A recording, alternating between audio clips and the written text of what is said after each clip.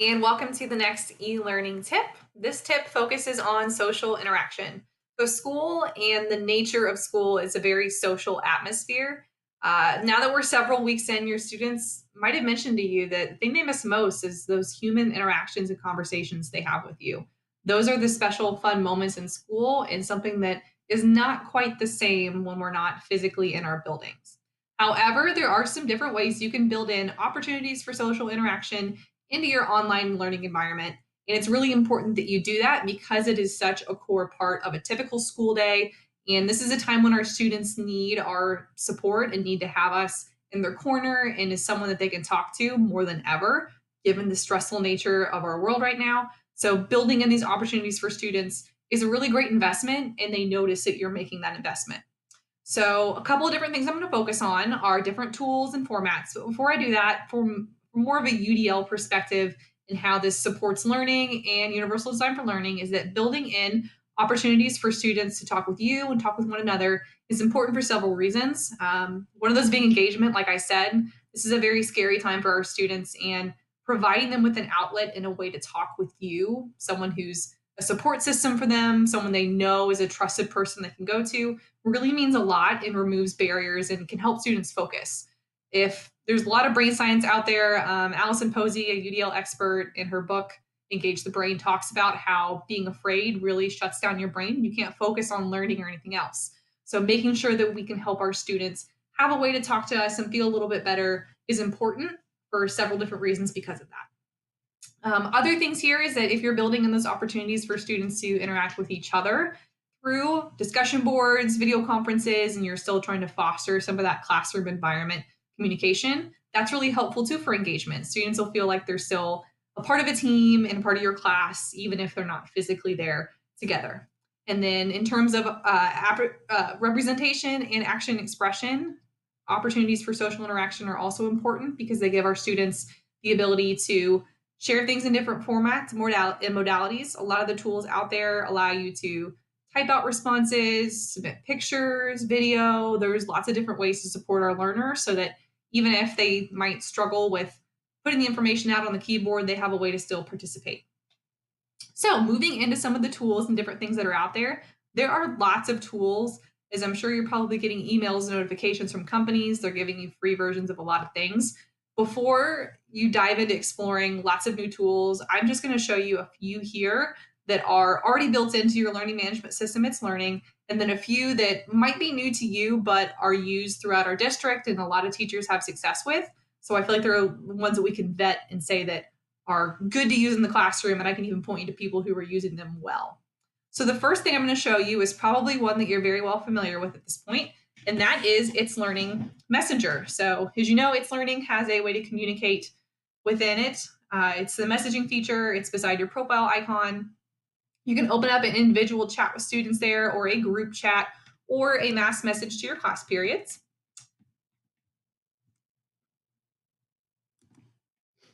So if you have It's Learning pulled up here in another window, it's the icon right here. You can type in a student's name and then start the message, add files that are saved on your computer, put links, and they can chat there.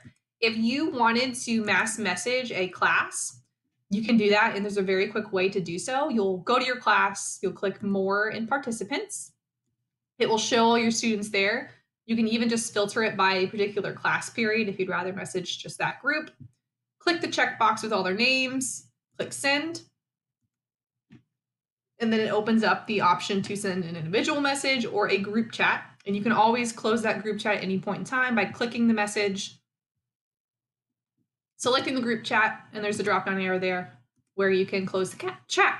So those are options within It's Learning Messenger. Other options within It's Learning, there is the discussion feature. If you've ever participated in any online courses, maybe in graduate school or undergraduate school, chances are you've participated in some type of discussion board. There's a very popular in the higher education community.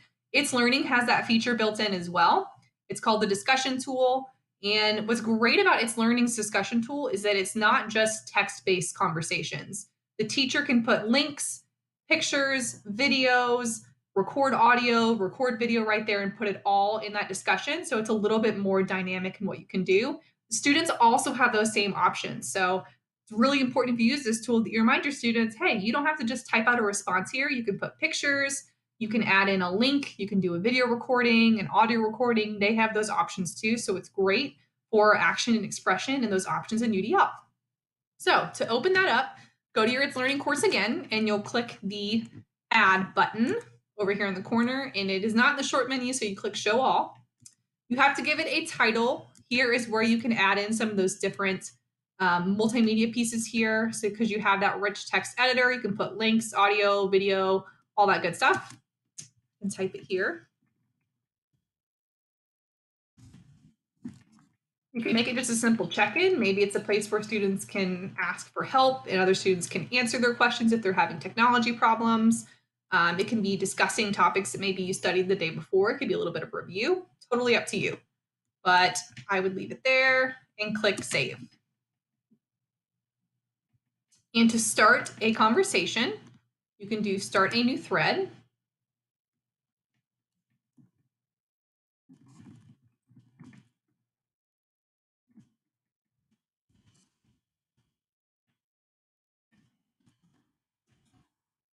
You can add your information there. Students have the ability to respond all those different formats. And whenever I'm finished, I click Save. I can view this thread. I can reply right below it or reply with a quote. If you teach multiple class periods, I will say, in terms of managing a discussion, what I find to be best is that I make one discussion and then each thread is a different class period. So first period's discussion thread, second period. So then all of your students are kind of gathered in that one place. But that's just personal preference. Other people do it different ways.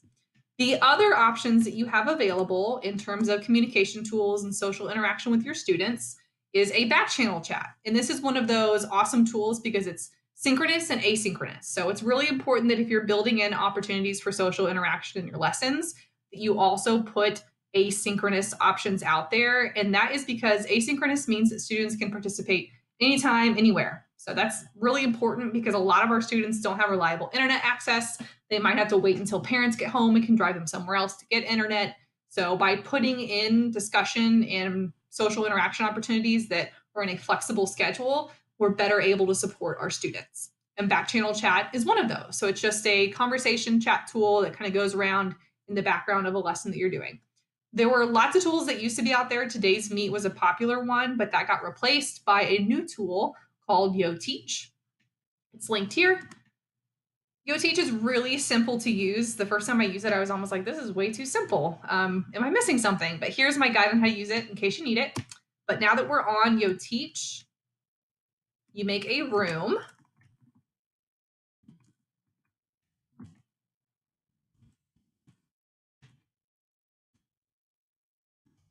You do have to be kind of specific because there's lots of people using this tool right now. So if you did what I did and just put sample discussion, someone probably already took that.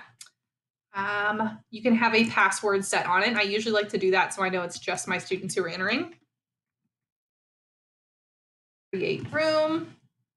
When it creates the room, you have to enter the password as well. It opens up the chat. You have lots of opportunities here, and this tool just actually is more new and improved now than it used to be. You type in here discussions, text, any type of information like that. You could enable voice, so you could add audio recordings if you want to be able to talk with students and have them talk. You can also insert drawings and pictures here. So if someone's participating maybe on their phone, they want to draw out a question or something that they're thinking, they have that option here. And it's all just in this little chat box. So it's a cool kind of just instant messaging feature that your students could have with each other as maybe you're discussing something, or you just want to have this set up for them as they progress through a lesson.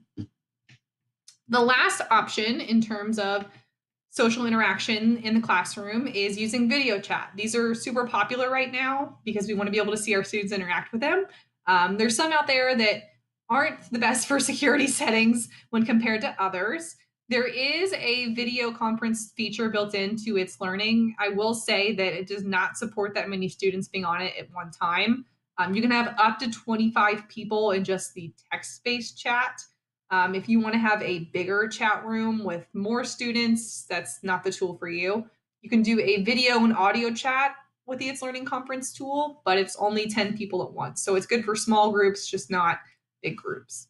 The way you set that up is again through the add button and show all, and it's in activities, so the same section where some of these other tools were, and it's a conference tool. You do have to give it a title. You can add a description. You have all those awesome things here with the rich text editor. Scroll down. This is where you decide what type of conference call you want it to be. Conference with video means that it's a video chat. You can also decide when you want it to be active. So if you want it to be open for a certain time of day, a couple hours, you could do that. Click save. Then you can have it deactivate after a little while too. If you use this the first time, you might have to enable Flash Player, and I have some additional troubleshooting steps that I've linked in this document for how to do that. For sake of time, I'm not going to show you that right now, but you do have it set up correctly. I need to enable Flash. Then what shows up here is the ability to video conference call with your students, and you have a little chat box similar to what you see in other features. It's just eLearning's version of that. But again, it does not support tons of people, but it's good for small group work. The other option that is here is Google Hangouts Meet, which is a video conferencing tool. We can have up to 250 people on a Google Hangouts Meet call because we have our Google for Education school district, and we have that ability with our Google domain. Your students can participate with by dialing in by their phone number. They can use a video conference feature, or they can participate just by using the text chat box, but it's all there. That is a little bit more of a hefty tool to discuss in a short video, but I did link some additional resources here. The first one is a guide for teachers and getting started.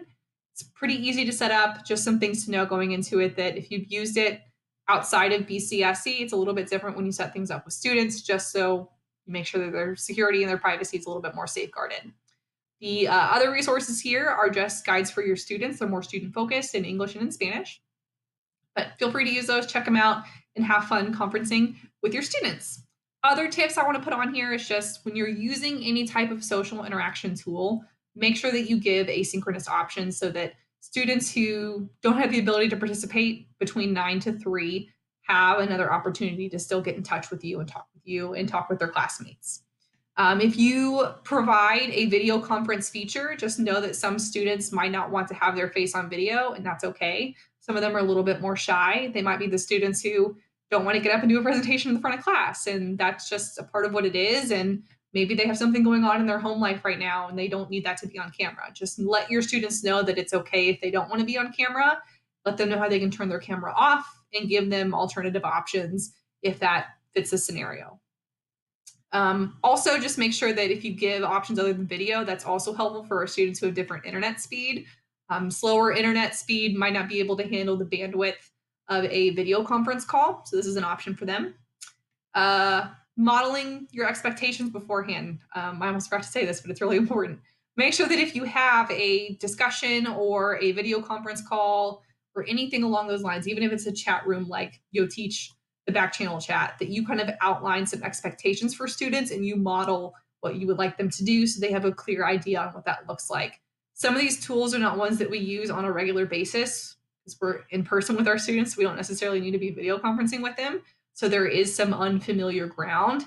So the more clear you can be in your expectations and demonstrating that for your students, the less confusion they'll have on their end and the more smoothly all of us will go.